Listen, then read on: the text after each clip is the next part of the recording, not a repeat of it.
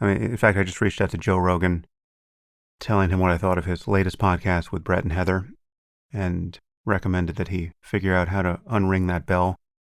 And maybe he will bring Bret and Heather on with someone like Eric Topol or someone even closer to the topic at hand. And that could be useful, but even then, I think that in front of Rogan's audience, it's questionable whether that will actually work for the reasons already given. It's just so easy to be misleading.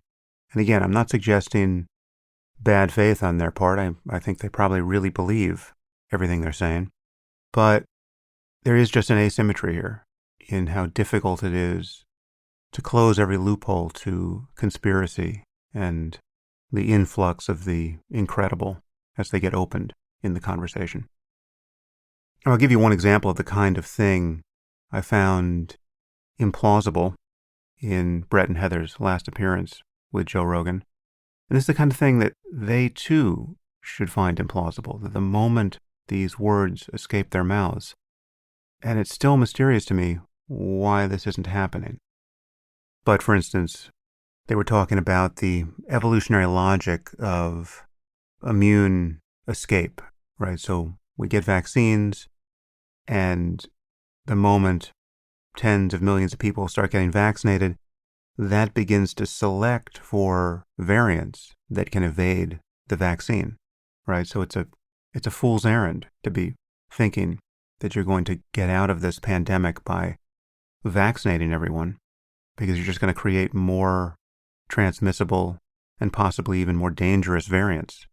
Now, there's a lot wrong with this from a public health point of view and from an evolutionary point of view, right? I mean, from an evolutionary point of view, it's just half the story, right? Yes, the immunity conferred through vaccination can select for variants that can defeat the vaccine, but the immunity conferred by having caught COVID and recovered also selects for variants that can escape that immunity, right? So vaccination is on all fours with natural immunity there. Think of how worried we need to be about a variant that can defeat natural immunity.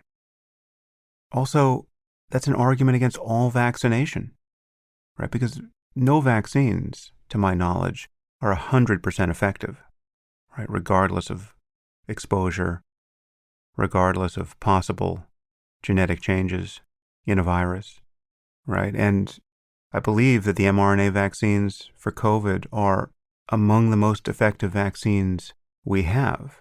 We're just in the middle of a pandemic, which is an extreme circumstance. I'm not quite sure how our measles vaccines would be performing if we were in the middle of a measles pandemic. If everywhere you went, you were confronted by somebody who had measles. I don't know how often measles mutates, but I think we'd probably find that there's some breakthrough infection. So if you follow his argument, you seem to land in a true anti-vax position, right? Don't vaccinate against anything because you're selecting for dangerous variants. And again, ignoring the fact that natural immunity is also doing that. And it's curious that Bret and Heather are not seeing that because, again, they run everything through the logic of evolution. There's another glaring error here, to suggest that our current problem with variants has anything to do with vaccination seems a little bonkers because the biggest problem, the Delta variant, emerged in India and became prevalent there under conditions where exactly no one was vaccinated. We know that the emergence of Delta has nothing to do with our vaccination regime. The whole thrust of their comments there is confused, right? And once again, the subtext to everything they're saying, no matter how reasonable and attentive to caveats they can seem, and I will grant you, they can seem incredibly reasonable. They do not seem like Alex Jones. And this is why what they're doing is so insidious.